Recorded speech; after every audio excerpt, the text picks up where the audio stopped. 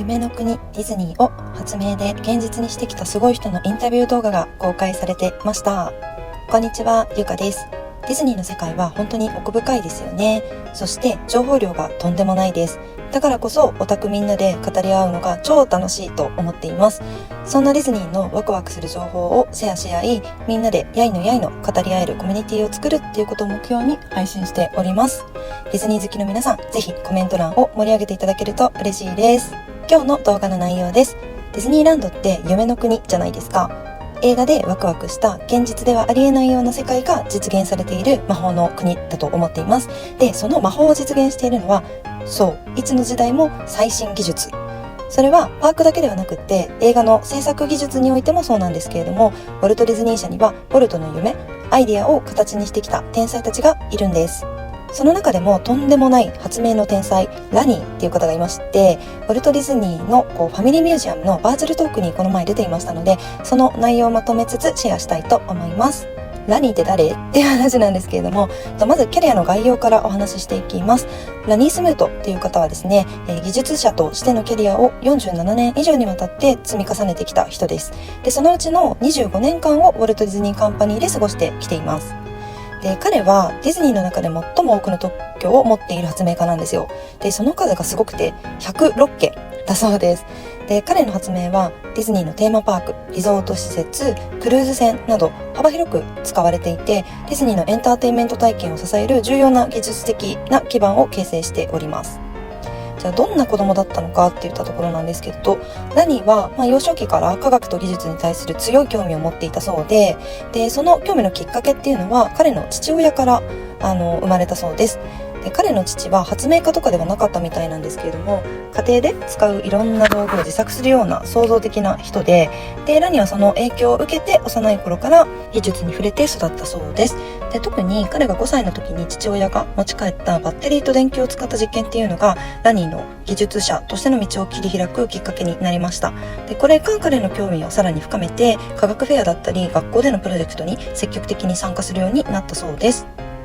で、続いて学歴とキャリアの初期ですね。ラニーはブルックリンテクニカルハイスクールに進学して、そこで技術的な基礎を築いたそうです。で、卒業後、彼はコロンビア大学に進学して、電気工学の学位を取得しています。で、その当時ですね、ベル研究所、電話を発明したベルの研究所ですね、の、奨学金を受けることができて、その後のキャリアにおいて非常に貴重な経験を積むことになります。ベル研究所では、彼は光ファイバー通信のシステムだったりとか、ビデオオンデマンド技術の開発に携わっていて、もうそれって今ではね、世界いろんなところで使われているような標準的な技術だと思うんですけれども、そういった素晴らしい発明っていうのをこのベル研究所で行っています。で、そのベル研究所の時にも多くの特許を取得しています。で、ディズニーでのキャリアですね、お待たせしました。ディズニーでの25年間にわたり、ラニーっていうのはね、数々の革新的な技術を開発してきました。で、彼の仕事はテーマパークだったりクルーズ船における体験を大きく変えるもので、エンターテインメントに不可欠な要素に今やなっています。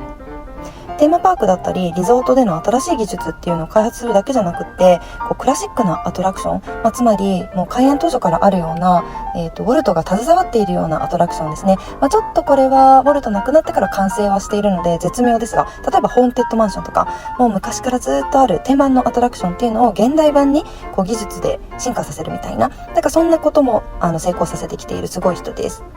で、彼はディズニーにおいてディズニーリサーチフェローっていう称号を授与されていて、で、これはディズニー内で最高の栄誉のうちの一つだそうです。また、ラニーはエンターテインメントマスターっていう称号も持っていて、業界内でも非常に尊敬されている方です。で、彼はこれまでのキャリアで多くの若手技術者っていうのを指導して成長支援してきています。じゃあそのラニーどんな発明しているのっていうのと裏話をお話ししていこうと思います。まず一つ目がですね、このリアルなライトセーバーです。スターウォーズに登場するライトセーバーって映画ファンにとってはすっごく印象的なアイテムじゃないですか。なんですけど、おもちゃ屋さんに売ってるライトセーバーとかってちゃんと消えないっていうか、プラスチックみたいなのがついてて、それがピカピカ光るみたいな、そんなおもちゃがほとんどだと思うんですね。なんですけど、これを本物っぽい、ライトセーバーを本当に作っちゃったのがラニーなんですよ。あとここにですね、動画があるのでぜひ見ていただこうかなと思います。Now I wonder if you can see where this thing fits in. I don't know. Oh my. That's a lightsaber. It's from Star Wars. And I designed and patented the most realistic lightsaber ever. And すごくないですか？もうマジのライトセーバーなんですよね。何もないところから光っていうかエネルギーの剣だと思うんですけどね、ライトセーバーって。それを技術として本当に再現してしまっているんですよね。でラニーとこの彼のチームっていうのは特殊な材料を使用していて、このライトセーバーの刀の部分が、実際に光ってまるでエネルギーのように見えるような技術を開発しています。でこの発明はディズニーのスター・ウォーズ関連のアトラクションでも使われていますし、ゲストが映画の世界に没入する体験を作り出しています。でこの技術ですね、この映画の視覚効果っていうのを現実世界で再現するのって本当に難しいっていう風にラニーは語っています。映画の中ではライトセーバーって視覚的に効果を出すために CG で描かれてるんですよね。なんですけどテーマパークにそれを持ってこようとすると物理的に存在させて、なおかつ安定して動作させるっていうのは難しいんですよね。それをしないといけないんですよね。でラニーの技術っていうのはこのライトセーバーが実際に伸び縮みしてエネルギーのように輝くことでゲストにとってリアルで感動的な体験を提供しています。でこの発明の背景がすごく面白くて、ディズニーの制作部門、映画制作部門とテーマパーク部門の間でのやっぱり密な連携がないとできないっていう風に言っていました。映画の世界観をそのままパークで再現するためには映画の制作時から技術者が関与して、で後にアトラクションで使用される技術を開発していくっていうプロセスが重要だっていうふうにラニーは言っています。で実際に私も他の動画かなんかで見たことがあるんですけれども、カリフォルニアとフロリダに、スター・ウォーズのテーマランドがあるんですよね。でそこに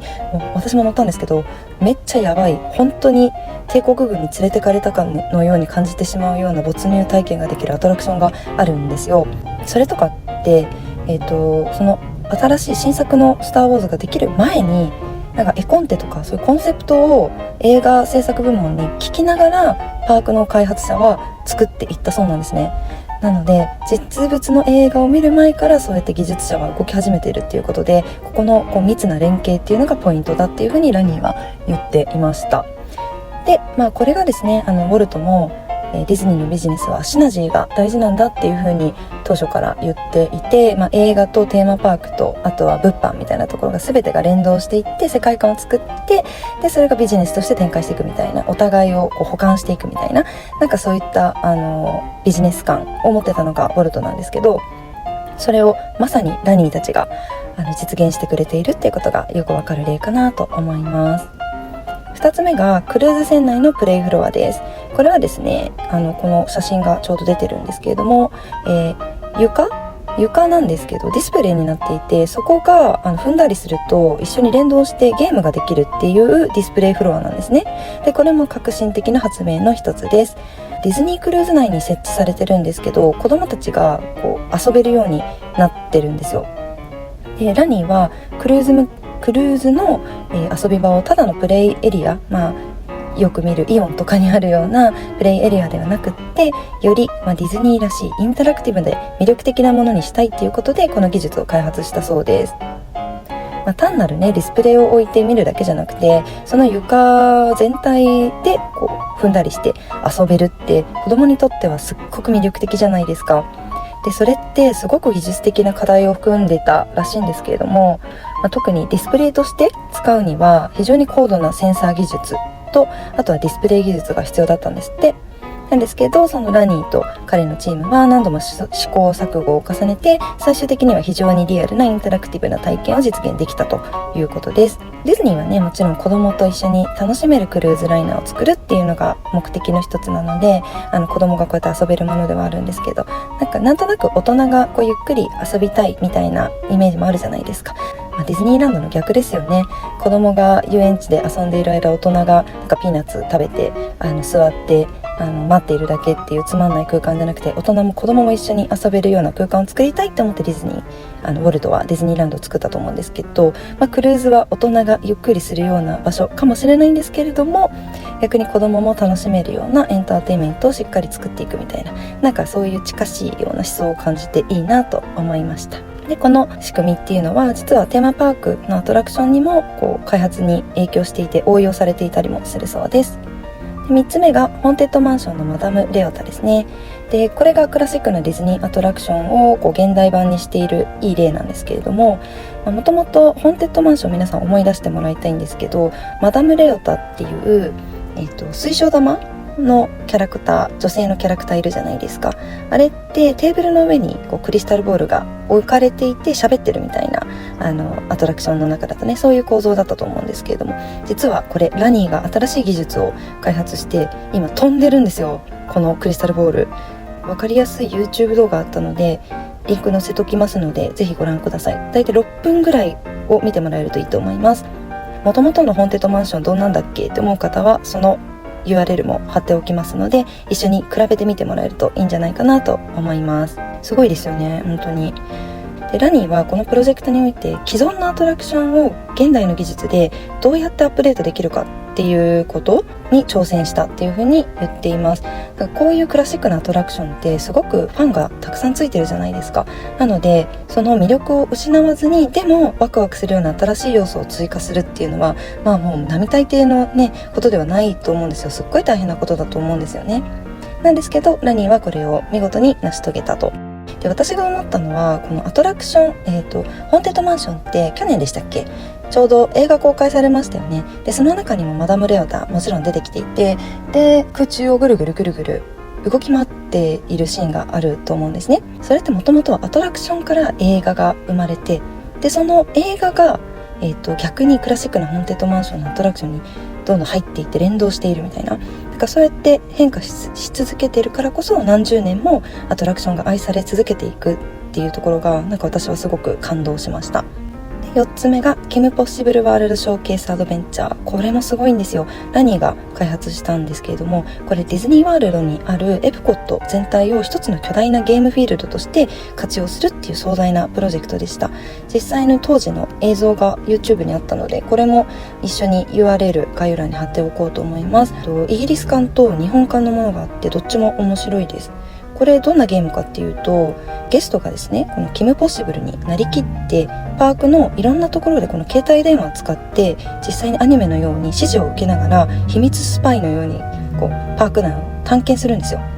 で謎解きをしていくっていうゲームになっています。当時としてはすごく革新的な遊び方ですよね。今だと謎解きとか流行っていて施設いっぱいできてますけど、それの走りなんじゃないかなって思うぐらいすごいプロジェクトだったと思います。でこのプロジェクトには技術的なものと物理的なテーマパーク体験をどのように組み合わせるのかっていうのが大きな挑戦だったそうです。でラニーはパーク全体をインタラクティブなゲームの舞台とするために多くの技術を駆使して、でゲストがゲームに参加してない時でも楽しめるような仕掛けっていうのをテーマパーク内に設置したそうです。例えば特定の場所に近づくと来園者が意図せずにトリガーになる仕掛けが作動して、で周囲の風景が変化するとか、ゲームに参加していない人も含めてみんなが楽しめるような工夫がされていて、それがディズニーらしいなって思いました。これって、エプコット見慣れた風景がまた違う見方ができるようになるっていうすごいワクワクする技術だなって個人的には思いました。で5つ目がホロタイルフロアですね。ラニーの研究の中でもこれめっちゃすごいやつなんですけど、私もちょっと前に TikTok に動画載せてるのでぜひご覧いただきたいなと思うんですけれども、これはですね VR 仮想空間の中で使えるようなフロアになってまして、っていうのも VR って実際の現場と見ているものが違うじゃないですか。なので VR 内で歩くと物理的には壁とか椅子とか障害物にバーンってぶつかって怪我しちゃったりとかするんですよね。なんですけどこの床を使えば歩いた分この床がギュッて戻してくれるんですよ、元の位置に。なのでいくら歩いても前に進まないんですね。なんだけど実際に VR 使って歩いてる人から見ると前に歩いてるように見える体感が得られるっていう、そういうすごい技術です。でこれはですね何に使われているかっていうと、アトラクションにも今後出てくるんじゃないかなとか思いつつも、今はですねテーマパークの開発においてまだ建設されてない新しいエリアとかアトラクションっていうのを事前に体験するためのツールとして使われているそうです。設計者だったりとか建築家が仮想空間の中で新しいパークのデザインをこう歩き回りながら建設始まる前に改善点を見つけることができるようになったということで、すごい技術ですよね。でラニーはこのプロジェクトで物理的な空間と仮想空間の間のギャップを埋めることを目指したそうです。でこの技術ってエンターテインメント業界だけじゃなくて、教育だったり医療だったりその他の多くの分野でも今後応用可能なポテンシャルを秘めているっていうふうに言われていて、すごい特許だって当時話題になりました。で私が TikTok に動画を載せた時もコメント欄でいろんなアイデアが集まってすっごい面白かったんですね。なんか例えば家にいながらディズニーランドに行けるとか、開園当初のディズニーランドを体験できて今はなくなってしまったアトラクションに乗れるとか、開園当時のようにウォルト・ディズニーがパーク内を歩き回ってたりとかしてそれに会えるとか、そんなことできたら超最高だよねみたいな、なんかそんなアイデアが生まれていてすっごい面白かったです。夢が広がる発明なのかなと思います。ディズニー社ではウォルトとラニーだけ全米発明家に殿堂入り。ラニーはですね、この革新的な発明とディズニーでの功績によっていろんな賞を受賞しています。で特に2024年にラニーは全米発明家に殿堂入りをしたんですね。これはすごいことです。ラニー自身もすっごい光栄なことです、すごい驚いてますってスピーチをしていたんですけれども、どれだけすごい賞かっていうと、あれだけたくさんの発明しているディズニー社の中でも受賞今までしている人ってたったの2人だけなんですよ。でもう一人誰かっていうと、白雪姫の奥行き感をこう出す演出っていうか映画制作をできるようにしたマルチプレーンカメラっていう発明があるんですけど、それを発明したウォルト・ディズニーとラニー、この2人だけなんですね。すごすぎません？でラニーはまたディズニーの内部でも数々の賞を受賞してまして、でその彼の技術がテーマパークだったりリゾート施設でもうたくさん使われています。ゲストにね感動を与えるエンターテインメントの一部としても高く評価されていますし、技術的にもかなり高く評価されていますし、彼がどれだけディズニーのイノベーションを牽引してきたかっていうのが分かるような賞かなと思っています。で最後に私が心に刺さったラニーの素敵な考え方をご紹介したいなと思います。やっぱりこういう考え方の人がすごい仕事をするんだよなって思って心に刺さったのでシェアしたいと思います。一つ目が創造性とリスクを取ることの重要性っていったところですね。でラニーはですね、技術開発の中では創造性が一番大事ですよと、革新を生み出すためには既存の枠にとらわれない発想が必要ですよっていうふうに言っています。例えばリアルなライトセーバーのプロジェクトは、まさにその例の一つだと思うんですけれどもね。でこのインタビュー動画の中で言っていたのが、こういうジェットコースター作った方がいいとか、新しいアトラクションができた時にこれ私も考えてたっていう人ってたくさんいるんですって。やっぱりなんですけど、それを実現した人って他にいますか？私たちだけなんだよねって言っていて、まさにって思いました。アイデアを実現するための行動をできるかどうかっていうのが大きなポイントですよね。これはボルトも言っていて共通項だなって感じたので心に残りました。2つ目が広範な知識と学び続ける姿勢といったところですね。ラニーは技術者としての成功には深い専門知識とともに広範な知識が不可欠だよって言っています。自分の専門知識だけじゃなくて本当いろんなところの知識も学び続けることが必要だし、それを組み合わせていくことでああいう発明ができるんだよっていうふうに言っていました。彼は工学、電子工学、機械工学っていったいろいろな分野の知識を統合することで新しい技術や発明を生み出してきたそうなんですね。例えばホロタイルフロア5つ目のやつですねの開発では VR 技術と機械工学の知識を両方組み合わせてユーザーが仮想空間を自由に歩き回りながらも実際には同じ場所に留まることができるような新しい革新的なものを生み出しましたと。これはですね、彼が学び続けることっていうのを重要視しているからできたことなんだよって強調しています。新しい技術だったりトレンドに常に敏感であり続けることで、それがイノベーションを促進できるんだっていうふうに言ってますね。でそれをするためには他の専門家だったりとか技術者と協力を通じて新しい知識を吸収してそれを自分の発明に生かしているそうです。なんかここもボルトとすごく共通性があるなと思っていて、ウォルト・ディズニーって毎週テーマパークを自分の足で歩いていろんな人に声をかけて、キャストたちに声をかけて、私たちができることはあるとか、何か不便なことある、困ってることあるって聞いて回ったそうなんですよ。でそれはディズニーランド内だけじゃなくって、パークの開発をしているイマジニアリング一人一人に対してもそれをしょっちゅうやってたんですって。でそうすることで僕はこういうことを思っていてっていろんな人の思いを知ってでそれを新しいじゃあそれちょっと開発してみてよみたいな感じで、僕はこういう風にした方がいいような気がするなとか意見をこう足して新しいものを常に作ってきたっていうことで、このなんかみんなに聞いて回るいろんな技術者の協力を仰ぐっていう考え方はウォルトに共通する素敵な考え方だなって感じました。で最後ですね、3つ目、次世代への影響と教育の重要性っていったところですね。ラニーは自身が受けた恩恵を次世代に伝えることを使命としているそうです。自分自身もやっぱりベルブ研究所での経験が、若い時の経験が今のこう知識だったり技術っていうのに役立っているっていうふうに思っているみたいなので、ディズニー内部でもこう若手技術者たちに対するメンターをやったりとか、プログラムに積極的に関わって、彼らがキャリアを築く手助けをしているみたいです。そう、若い世代に対して自分がどのように技術者として成長できたのかとか、あとはどんなようにこう失敗から学んできたのかっていうのをこう伝えることを大切にしているって動画内でも言っていました。そういったこう技術がつながっていくことで、やっぱりディズニーって100年経っても素晴らしい、世界中の人が熱狂するような会社になってきているので、ラニーもそれに貢献してくれているっていったところが分かったなと思いました。いかがでしたか？ここまでこうね、私がディズニーを好きになったきっかけっていうのが実はありまして、小学生低学年ぐらいの時に家族でホーンテッドマンションに乗ったんですよ。でね、絵が伸びる部屋あるじゃないですか。それを見てこう純粋な子供だった私は父になんで伸びんのって聞いたんですよ。でそれを聞いた父親がね、これはね最新の何々っていう技術を使ったエレベーターでねって真面目に解説し始めたんですね。で真っ暗でシーンとしたエレベーターの中でそれ言われて、なんか当時はなんでそんな夢のないこと言うのってこうそういう意図で聞いたんじゃないってシュンってしたんですけど、でも次にディズニーランドに行った時から夢の国への見方がちょっと変わったんですよね。この魔法のアトラクションどうやって作られてるんだろうとか、誰が作ったんだろうとか、大好きだった白雪姫の映画ってどうやって作られたんだろうとか、ウォルトってどんな人だったんだろうとか、なんでこんなに世界中に熱狂的なファンができる会社になったんだろうとか、どんなビジネスの仕組みなんだろうとか、そういうところに興味を持つきっかけになったのがディズニーの技術だったんですね。なのでそんな私にとってラニーの発明はもうワクワクでしかなくて、この動画見つけた時超嬉しくて、すぐに動画を見てすぐに記事を作ってみました。